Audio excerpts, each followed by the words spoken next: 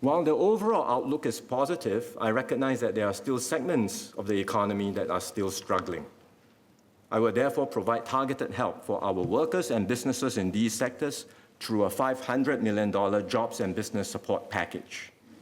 As part of this package, I will provide a small business recovery grant for SMEs that have been most affected by COVID-19 restrictions over the past year, like those in F&B, retail, tourism, and the hospitality sectors. SMEs in the eligible sectors will receive a payout of $1,000 per local employee, up to a cap of $10,000 per firm. Local sole proprietors and partnerships in eligible sectors, as well as SFA licensed hawkers, market, and coffee shop holders who do not hire local employees, will also receive a $1,000 payout. In addition, workers who continue to face income loss due to COVID-19 can apply for the COVID-19 recovery grant, which we have extended to the end of this year. And I will also extend the jobs growth incentive by 6 months to September this year, with step-down support rates reflecting the improved labor market conditions.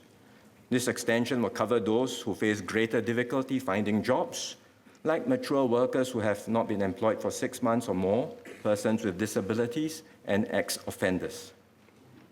Aside from this package, I will continue to extend targeted assistance for the aviation sector. This includes measures to ensure public health and safety at the airport, as well as to preserve core capabilities.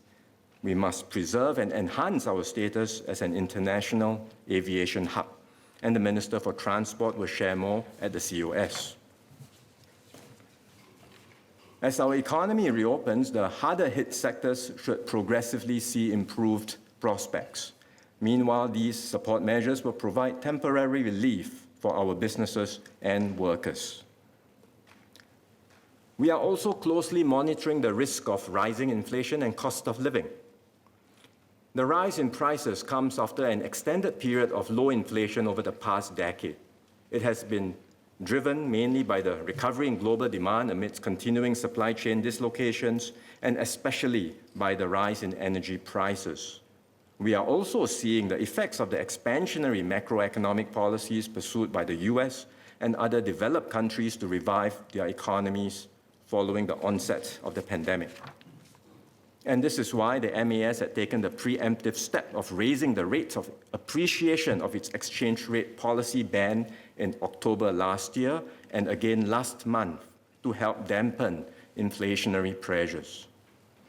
I recognize the immediate concerns of businesses and households and will provide significant additional support in this budget to help them tide over the current period of higher prices. For businesses, the spike in the cost of materials and electricity has led to cash flow concerns. To support companies with their cash flow needs, I will extend the temporary bridging loan program and the enhanced trade loan scheme with revised parameters for another 6 months from 1st April to 30th of September this year. I will also extend access to project loans for the domestic construction sector for another year from 1st April this year to 31st March next year. And this is on top of the foreign worker levy rebates that construction firms are receiving currently. For households, I will introduce a household support package. As part of the package, I will double the GST voucher U-Save rebates for the rest of this year. Eligible HDB households will receive additional rebates of up to $285. I will provide children below the age of 21 with a top-up of $200 each in their child development account, EduSave account, or post-secondary education account. This will be on top of their annual EduSave top-ups they already receive. I will also distribute another set of $100 CDC vouchers this year to support all Singaporean households in their daily expenses. And the vouchers can be used at participating heartland shops and hawkers.